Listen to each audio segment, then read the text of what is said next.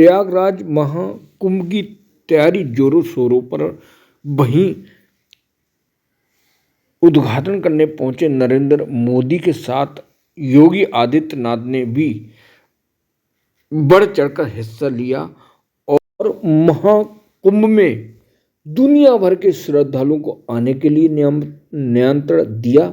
साथ साथ भगवान बुद्ध के बारे में वो जानकारी शेयर की जो आज तक किसी ने नहीं की। सीएम योगी आदित्यनाथ के उन बयानों को सुनवाते हैं जिसमें उन्होंने कहा कि भगवान बुद्ध का यही जन्म हुआ और भारत में उन्होंने उपदेश दिए और भारत में अंतिम समय में उनका महापरिनिर्वाण दिवस हो गया और उनके विचार बहुत सारे देशों में माने जाते हैं।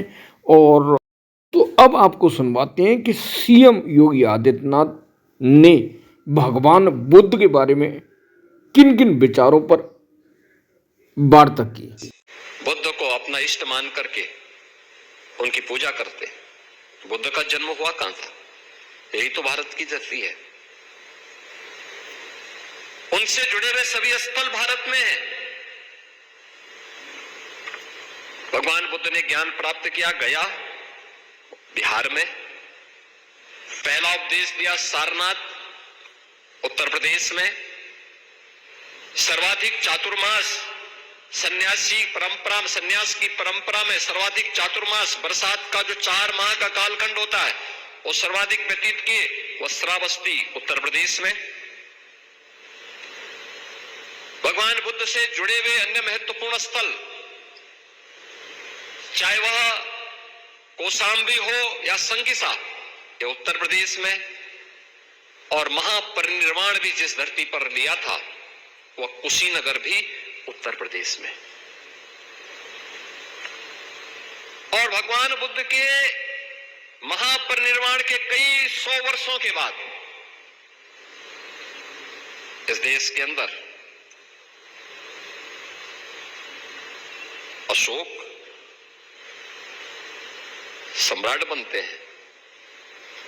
उन्होंने बौद्ध परंपरा में दीक्षित हुए और उन्होंने भारत ही नहीं दक्षिण पूर्व एशिया के तमाम देशों में, श्रीलंका में भी अपने पुत्र को अपनी पुत्री को भेजा था बौद्ध पंथ की दीक्षा देने के लिए, उपदेश देने के लिए। चंद्रगुप्त मौर्य को कौन नहीं जानता?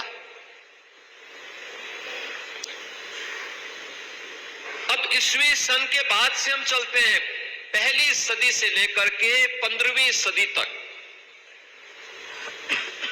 दुनिया की अर्थव्यवस्था में भारत की जो हिस्सेदारी थी, ये मैं अपनी ओर से नहीं बोल रहा हूं, ये तमाम जो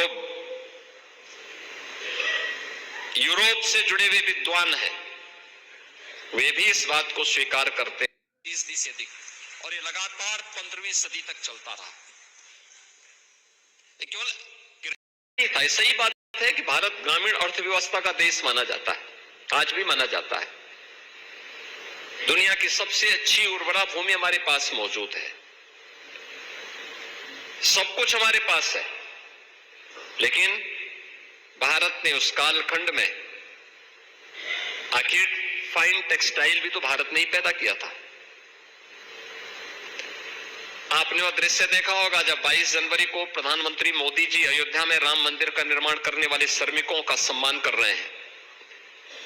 एक प्रधानमंत्री मोदी जी हैं जो श्रमिकों के श्रम का सम्मान करके उनके ऊपर पुष्प वर्षा कर रहे थे, और दूसरी तरफ वे भी शासक थे